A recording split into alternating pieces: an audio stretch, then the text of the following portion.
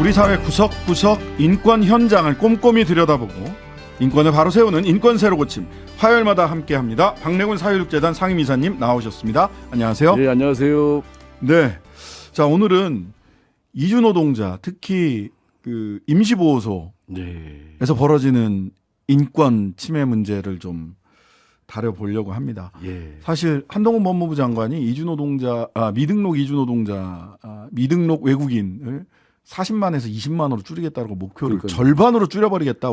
이게 이제 사실상 목표를 실패했던 제시했어요? 정책이거든요. 이명박 정권 때도 했었던 한번 거예요? 했었어요. 예, 이거 예. 그때는 10%까지 줄이겠다 그랬습니다. 10%? 예. 예.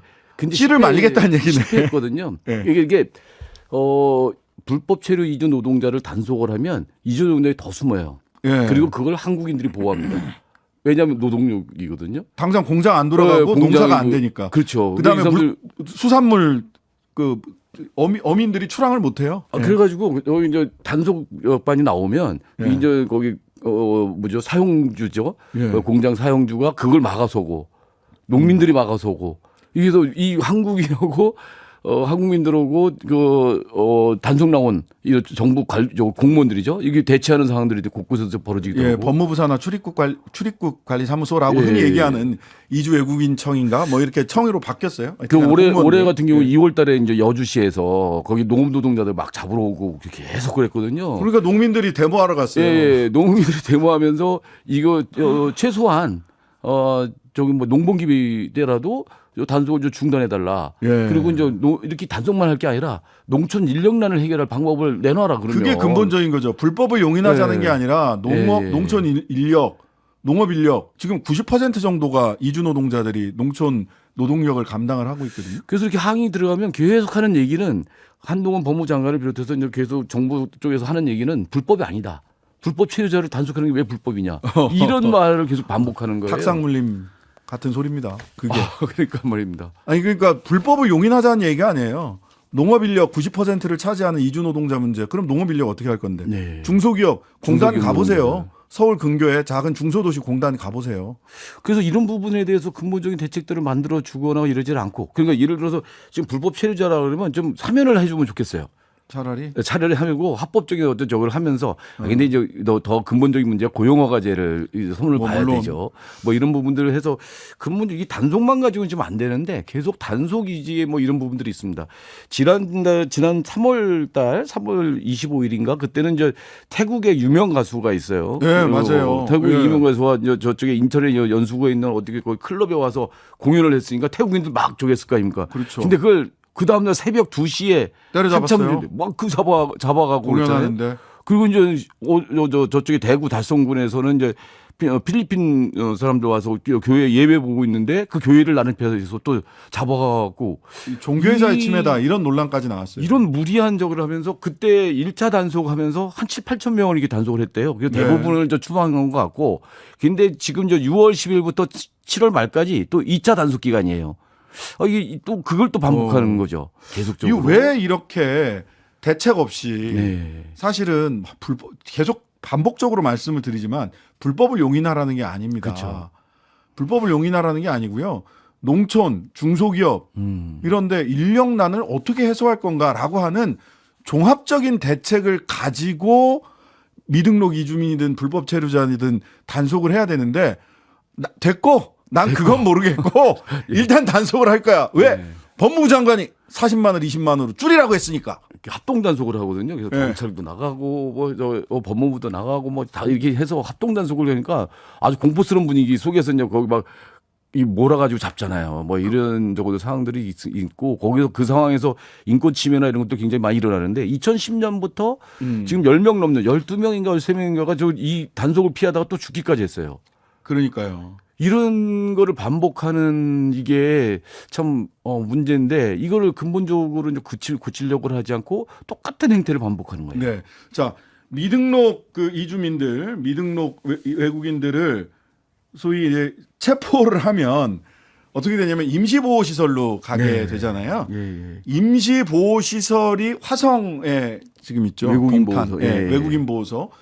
근데 이게 가면 행정청의 판단에 따라서 출국할 때까지 그냥 보호를 할 수 있게 돼 기간이 있어요. 없습니다. 기간이 보호 없어요. 기간이, 예. 그래서 그게 위헌법률 심판 제청을 해서 위헌법률로 헌법 불합치 결정이 났어요. 그렇죠. 그러니까 무제한 예. 그 보호할 수는 없어요. 근데 얼마 전에 미등록 체류 신분인 부모의 아이가 3살, 6살짜리 아이를 부모와 함께 아이들이 있을 수 없는 외국인 보호소에 데리고 있어서 아이가 굉장히 힘들었던 사연이 언론에 보도가 됐습니다. 이 사안에 대해서 이 CCTV 영상 공개했던 공익법센터 어필에 이일 변호사 연결을 해서 우리 아이들 이래도 되는 건가 한번 직접 이야기 들어보도록 하겠습니다.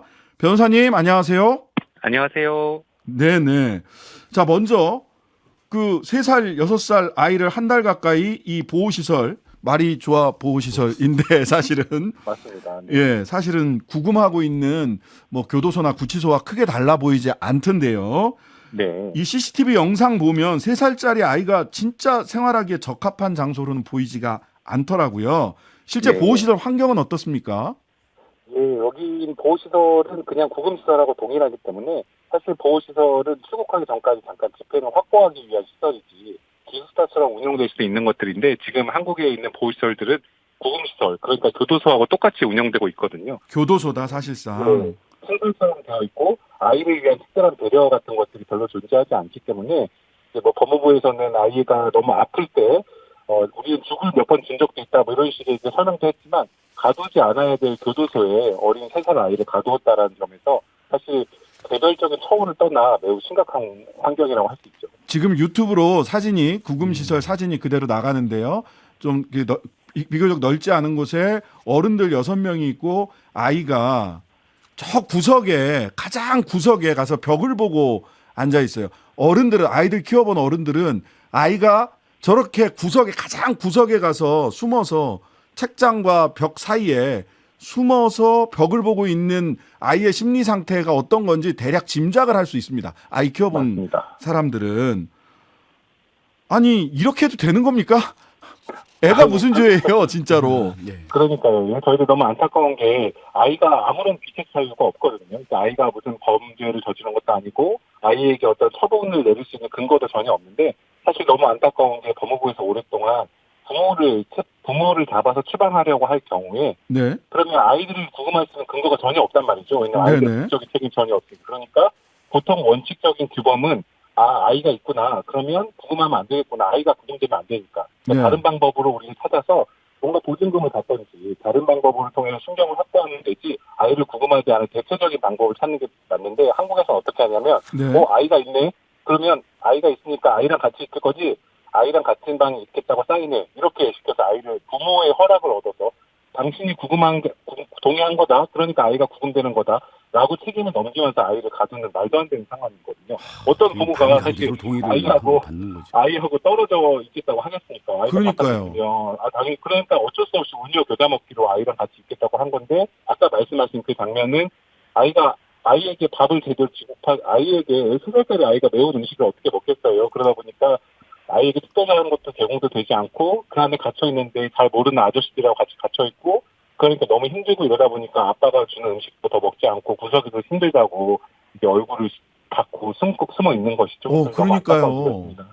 그러니까 강제로 사실상 동의를 받아서 부모의 동의하에 아이를 구금하고 있는 거야라고 하는 것이 지금 소위 임시보호시설의 외국인 임시보호시설의 행정청의 변명이라는 거고.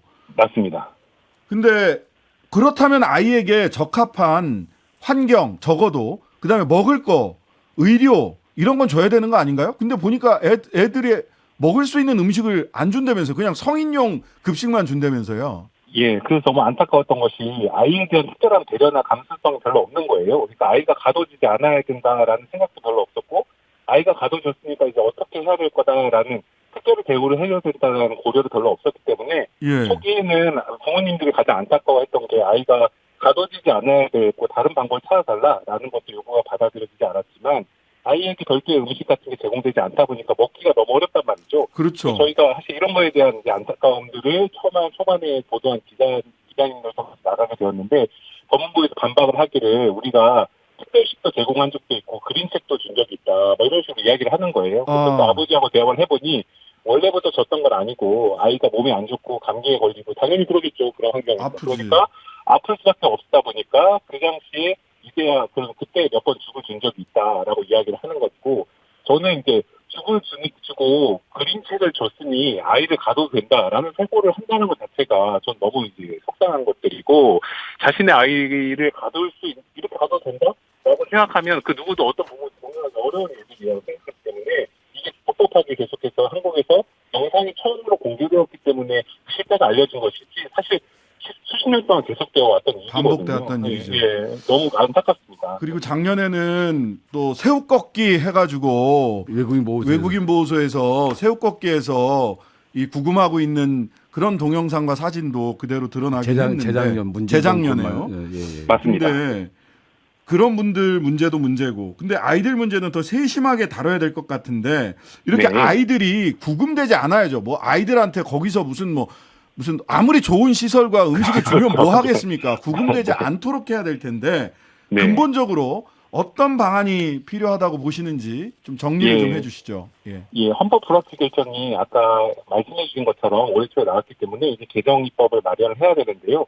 개정 입법 마련할 때 아동 구금이 원칙적으로 몇 세 이하는 절대적으로 금지된다. 다른 대안을 찾아야 된다라고 하는 것들이 선진적인 해외 법리들에 많이 마련되어 있습니다. 그래서 이제 한국에서도 비슷한 형태로 예를 들어서 몇 살 이하는 절대로 구금하면 안 된다라는 것들을 원칙적으로 선언할 필요가 있다고 생각되고요. 네. 그게 법이 만들어지기 전에도 얼마든지 재량을 할 수 있는 것이 있기 때문에 그렇죠. 사실 이런 경우에 뉴스들이 나온 이상에서는 그럼 우리 원칙적으로 아이가 있으면 확인하면 대안적인 방법을 찾도록 노력하고 대안적인 방법을 바깥에 위탁할 수 있을 수 없으면 일단은 아빠나 엄마도 미구금하겠다. 다른 방법으로 신병을 확보하겠다라고 하는 거를 지침으로 이민조사과에서 얼마든지 전파를 하면 되는 일들이어서 일단은 그 시설 안에 있는 환경을 좋게 하는 것보다는 네. 아이를 이제 가두지 않아야 된다라는 감수성과 원칙을 먼저 법무부가 갖고 있는 게 되게 중요하다고 생각이 되는데 너무 안타까운 게 이번에 이 아이가 갇혀있을 때 아버지가 보증금도 내겠다고 하고 보호의시해제로 풀어줘라 아이랑 같이 가둬줄 수 없다라고 청구를 했는데 소원청에서 말한 불인정 결정서에 뭐라고 나와 있었냐면 입원을 요할 정도로 중대한 인도적인 사유는 없음 이렇게 답변이 되어 있었거든요. 아니 그냥 구금을 했다는 사실 자체를 자체에 대해서 그게 문제인데 아이가 입원할 정도는 아프지 않았으면 인도적 사유가 없는 것인가 이게 지금에 있는 이주민들을 바라보는 법무부의 시선이라면 이게 사실 어떻게 앞으로 이민 정책을 논하고 어떻게 같이 살아가는 한국 사회를 논할 수 있을 것인가가 사실 너무 동떨어져 있다는 생각이 듭니다. 네, 지금까지 공익법센터 어필의 이일 변호사였습니다. 말씀 감사합니다. 감사합니다. 네, 좀 연결 상태가 고르지 않아서 지금 청취자 여러분들 듣기에 조금 불편하실 수도 있으셨을 것 같습니다. 죄송합니다. 자, 그러니까 이게 국가가 나서서 아동 학대를 하고 있는 거거든요, 사실은요. 그러니까 이게 이제 유엔을 비롯해서 글로벌 스탠다드나 이런 걸 얘기를 하잖아요. 그러면 예. 거기서는 아동 자체를 이렇게 구금하는 것을 못하도록 막고 있어요. 그리고 이른바 선진국이라고 하는 저기들에서는 이런 뭐 부모가 불법 체류자라 하더라도 아동을 구금하거나 이런 거는 절대 안 하고 있죠. 이게 금지시키고 법으로 금지시키고 있거든요. 아니, 부모가 불법 체류자지 애들이 그러니까요. 불법 체류자인 엄마 아빠를 선택해서 태어날 수 있습니까? 아니 글로벌 스탠다드 중시하시는 한동훈 법무부 장관님 이거 법무부 산하 기관에서 하는 거거든요.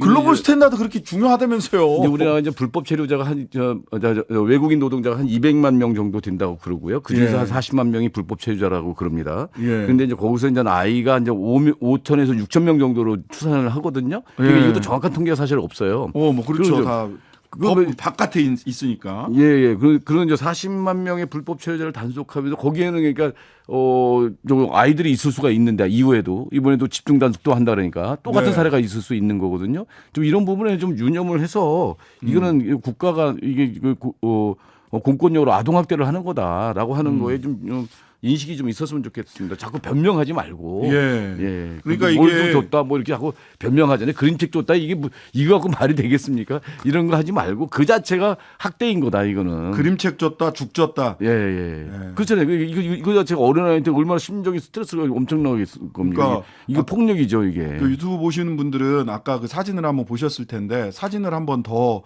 볼 수 있으면 같이 한번 봤으면 좋겠어요. 아이가 구석에 어른들이 이렇게 있는데 음. 저 구석에 보세요. 아이가 어디가 있는가. 저 선반 옆에 벽 보고 구석에 가 있잖아요. 못 먹고 저 아이가 또 심리적으로 밖에 나갈 수도 없는 거예요. 네, 나갈 수도 없고 그 하니까. 아이들을 만날 저 친구들도 만날 수도 없고 또래 친구들도 못 만나고 뭐 이렇게 gat혀 있는 거거든요. 저기에서 저게 말은 보호소인데 사실상 구금 시설이거든요. 예. 구치소예요. 구치소예요. 그래서 이제 저거 문제가 있다 그러면 저 정부에서는 지금 뭐라고 그러냐면 네. 보호소 내에 개방형 거실을 만들겠다 그래요. 근데 이것도 참 웃기는 게 개방형 거실을 만들어도 어차피 보호소 내에 있는 거죠. 예. 이런 게 과연 보호겠느냐 네. 이런 거예요. 그래서 이제 뭐 이주민 단체나 이런 데서는 이제 지금의 이제 외국인 보호소 같은 데를 폐쇄를 하고 지역에서 이제 이게 지역 주민들과 같이 살 수 있는 이런 저거들을 좀 대안을 만들어야 되는 거 아니냐. 왜 이런 적극적으로 대안을 만들 생각 안 하고 뭐 자꾸 예전부터 있었던 대로 이런 그런 인권 침해를 저지르냐라고 하는 문제 제기를 하고 있는 거죠. 그러니까 법무부 화성 외국인 보호소에서 일어난 일입니다. 새우 꺾기도 거기서 일어난 일이고 예. 아동 구금도 거기서 일어난 일인데요. 헌재에서는 일단 기한 없이 행정청의 판단만으로 즉 법무부 외국인 보호소와 법무부 산하 기관들의 판단만으로 무한정 구금하는 것. 구금이라고 했어요. 이거 구금이라고 그랬어요. 예, 예, 보호가 구금이요. 아니라 구금이라고 예, 예. 헌재에서 판단을 했어. 이건 구금이다. 무한정 구금하는 것. 제3자나 사법적 판단 없이 네. 무한정 구금하는 거 이거 위반이다라고 얘기했거든요. 아동 구금도 이왕지사 이렇게 된 거 하지 않도록 그러니까요. 그리고 빠르게 법으로 정리했으면 좋겠고 법 이전에 한동훈 법무부 장관께서 글로벌 스탠다드에 맞게 지침을 정비해 주셨으면 이 좋겠다. 국회가 빨리 좀 해줘야 될 것 같습니다. 그래서 2025년 5월까지 알겠습니다. 헌법재판소가 이걸 법을 바꾸라고 하는 건데 국회가 좀 나서서 빨리 바꿨으면 좋겠습니다. 네, 지금까지 박래군 4.16재단 상임 이사였습니다. 감사합니다. 예, 고맙습니다. 하루 종일 기다려지는 진짜 시사. 평일 저녁 6시 5분 신장식의 뉴스 하이킥.